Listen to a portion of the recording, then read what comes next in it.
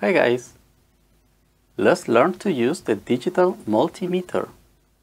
But before to start with something like that, we must learn with something like this.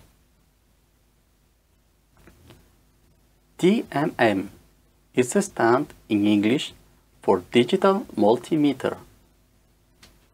This is the kind of equipment we use in electronics to perform all kinds of measurements. We also know the multimeter as the tester. The digital multimeter is a very easy to use equipment. It just applies some rules. We will learn about it in this video. A digital multimeter is divided in functions.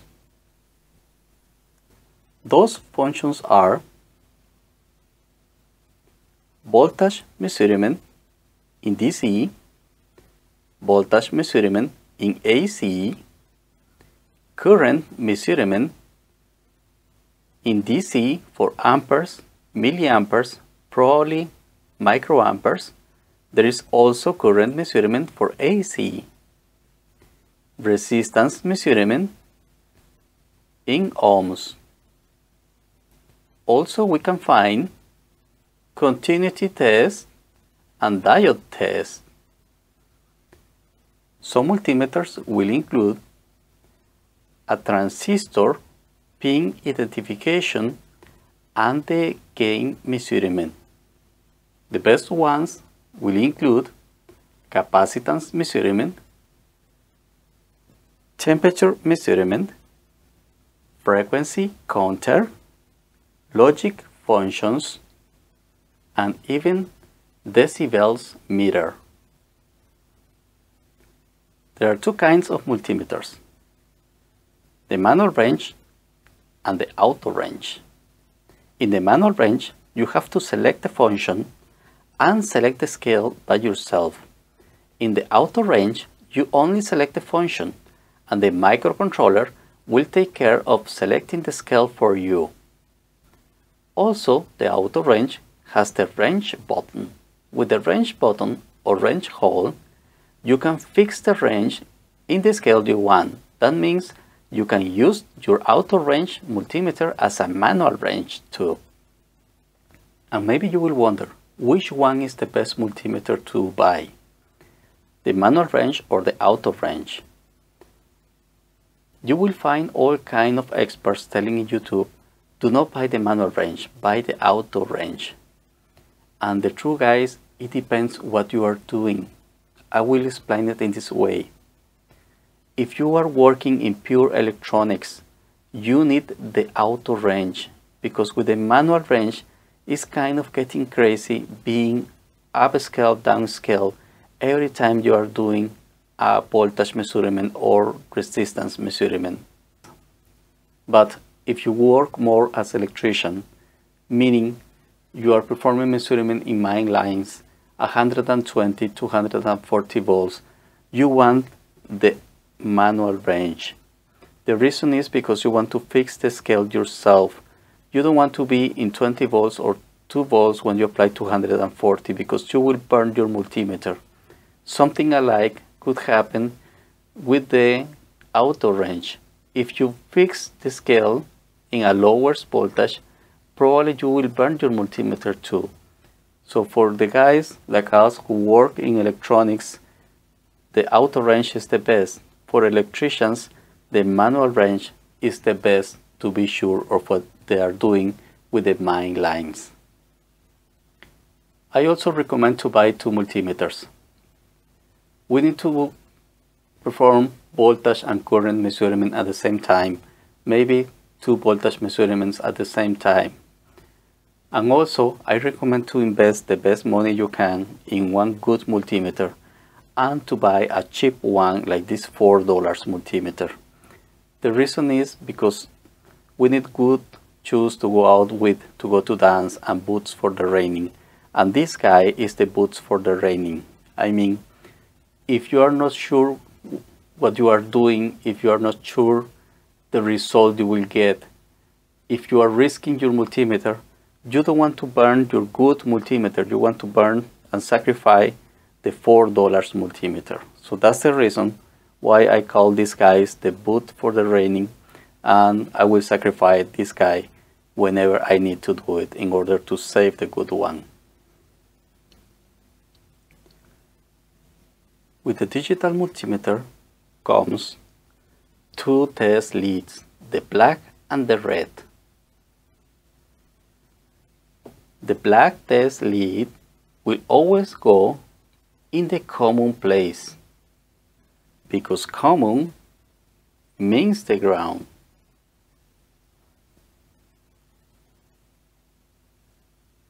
The red lead will go wherever the measurement says it should go. That means the red one will go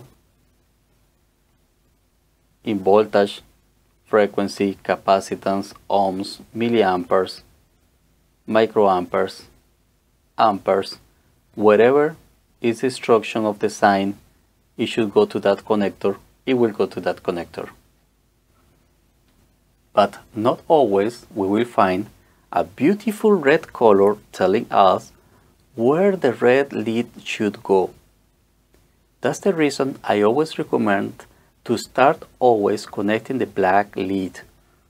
Search for the common place, COM, and remember, common means the ground. Once that you ensure the black lead, you will search for the red one and you will connect it depending of the symbol of the measurement you are going to perform. Now let's try to make a resistance measurement. I told you guys in the beginning to use the digital multimeter is very easy, but it applies some rules. Let's learn about those rules. Rule number 1. Set the multimeter for the function you are going to make the measurement for and ensure the scale is greater than the expected measurement. Rule number 2. Connect the black lead and ensure the ground. Rule number 3. Connect the red lead wherever it should go. Rule number 4. Make sure everything is okay, connections are okay, things are power off. Prepare for the measurement and be ready for rule number 5. Rule number 5. Just turn on or connect what you are going to make the measurement for. So, first, let's set the function. I'm going to make a resistance measurement. I will go to this scale.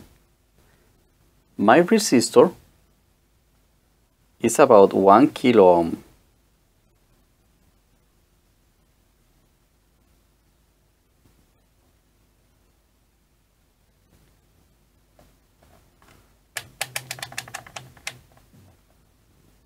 Resistance and scale of 2 kilo ohms.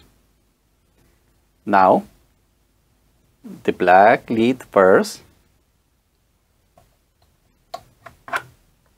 Here it doesn't apply the rule to ensure the ground, and we will learn about it soon.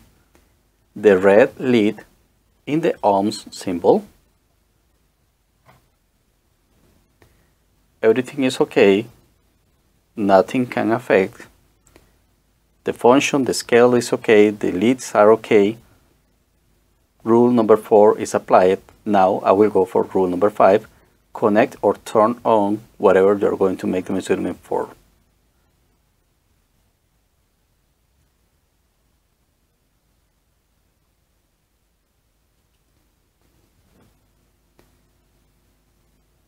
Alright, now we are experts in resistance measurement. Remember guys, resistance is not a polar thing, so polarity doesn't matter here. It could be either way. And what about diode test? Same thing, same rules. Let's remember guys, for diodes, polarity matters.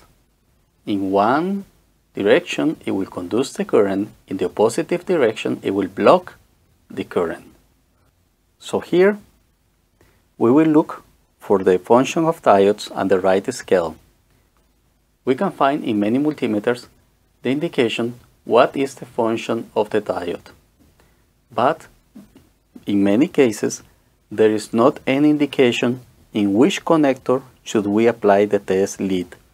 In this case, we will always assume wherever we find the omega for ohms is the same testing point for diodes.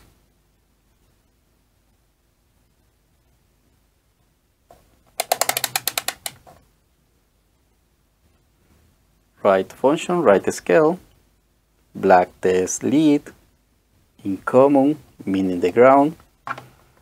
Here, supposedly, the ground doesn't apply to take care in the circuit.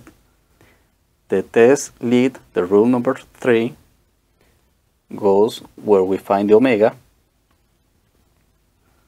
Rule number 4, there is no danger, everything is okay, we are ready to power on or to connect. So, let's do it.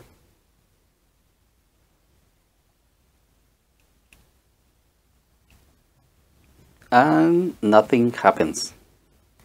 Remember guys, in the diode, the polarity matters. So I have to invert the polarity.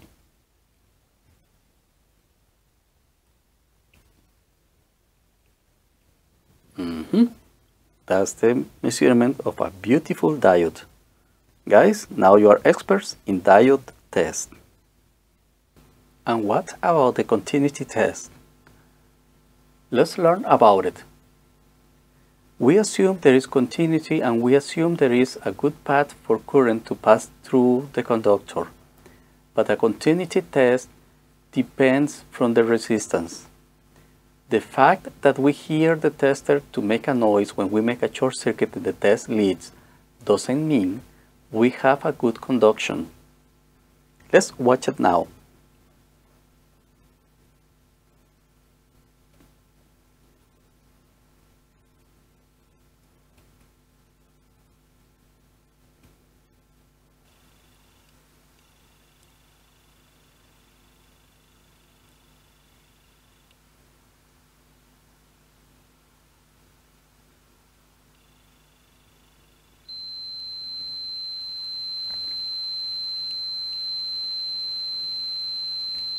With less than 19 ohms, I can get the beep. With more, not.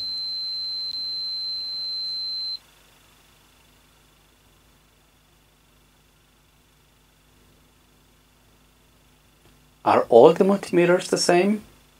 Maybe not.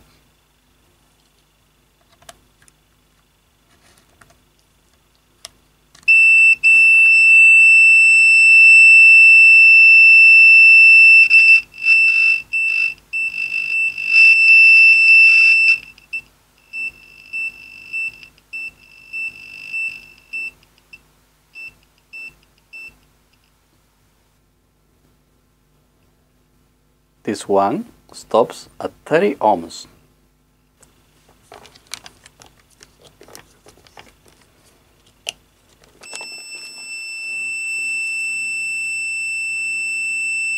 It says there is continuity, there is path, there is a short. But remember, the potentiometer is in 30 ohms.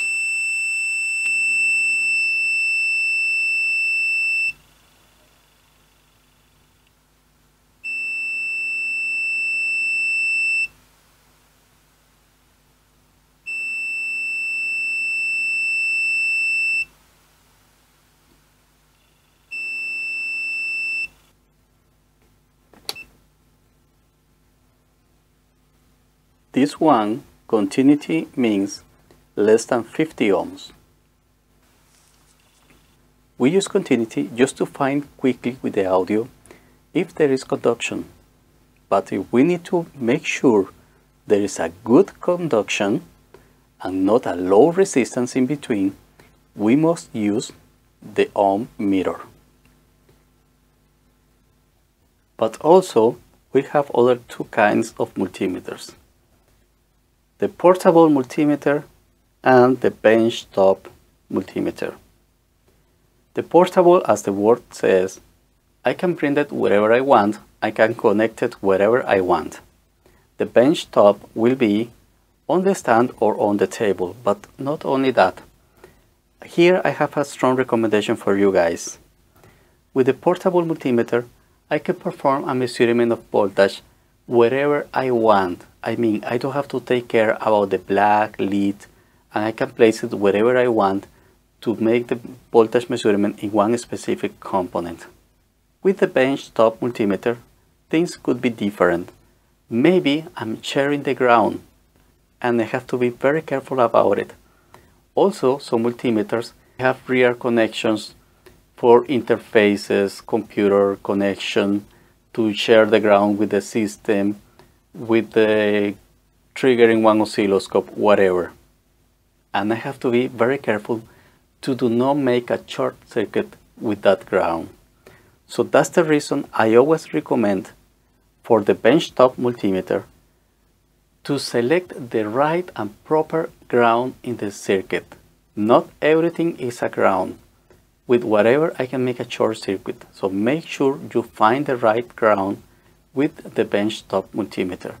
That's the reason I have been telling you, connect the black test lead first and ensure the ground. Apply that rule and you will never get problems blowing your equipment by wrong connections. Now, a voltage measurement.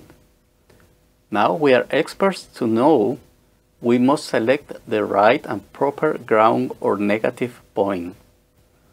If I invert the polarity, I will get a minus on the screen in the digital multimeter. In this case, it just will tell me I'm in the wrong polarity. But sometimes I have a power supply with plus and minus voltage, and I need to make sure in which one I'm working with. So that's the reason we have to ensure always the right polarization. Same rules. Voltage DC, I will go to the 20 volts scale, greater than 10. Black lead first, in the common place.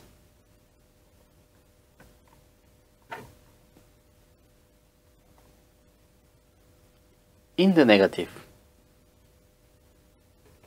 But remember, to turn on is the rule number 5. Rule number 3, to connect the red lead where the V of voltage is, right polarization in the plus. Now that I check everything is safe and I only have to power on, my scale is right, my polarity, there is nothing else on the way, I will just apply the number 5, connect or turn on. That's it, guys. 10 volts. Now you are experts in voltage measurement too. And what about the current measurement? Here there is a trick. Let's learn about it. I can apply the multimeter in parallel to the power supply because in the test point is literally a short circuit. In this case, I will damage the power supply and probably I will smoke the multimeter too. What I have to do is between the test point and the positive, I have to cut the wire and to put my resistor in serial with it. Let's learn about it. Same rules. DC milliamperes. I will be in the scale of 200 milliamperes because I'm expecting less than that. 10 milliamperes. Black lead in the common place, negative. Red lead, whatever milliampere says. Here I'm going to use this other test lead and I will apply my resistor in serial with it. It's in serial. The black lead is there. Okay? Nothing else. Right scale, right connections, no danger around. I can power on. That's it. This is the measurement of the current. Now we're experts in current measurement. Guys, for the beginners, please pay attention, because if you forgot to make calculations of the power, maybe your resistor will hit, and we don't want to burn the leads, wires, rubber, or the table. So remember always, your resistor, whatever you're doing, it can generate some heat if you don't do the proper power calculation. Be careful with that for the newer ones. Any good teacher will speak about it. This shape in the rubber covers are to place the test lead when you're going to perform a measurement in main lines 120, 240, or electrical panels.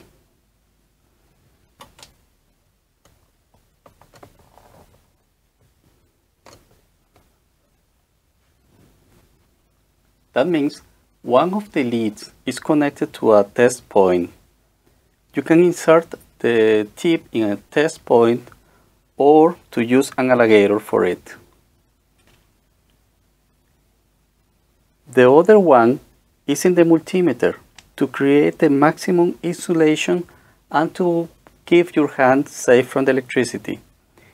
Your other hand is in the rear pocket on your pant, because you don't want electricity to go across your arms, through your chest, and kill you by electrocution. So like this, guys, is the proper way to make a voltage measurement in main lines or panels. I also spoke about categories. Category 1, 2, and 3.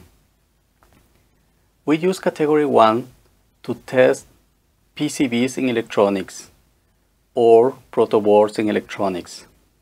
Category 2 is to test main lines. Category 3 is for industrial electronics, for panels. If there is not category indication in the equipment, you must assume it is category 1 and you must use it only for electronics. There is a video about it. Please check the video. Now that you know that, every time you watch in YouTube a guy connecting a multimeter like this to main lines, getting fire, smoke from it, now you know it's because that person didn't know about the category and connected a category 1 multimeter to the main lines.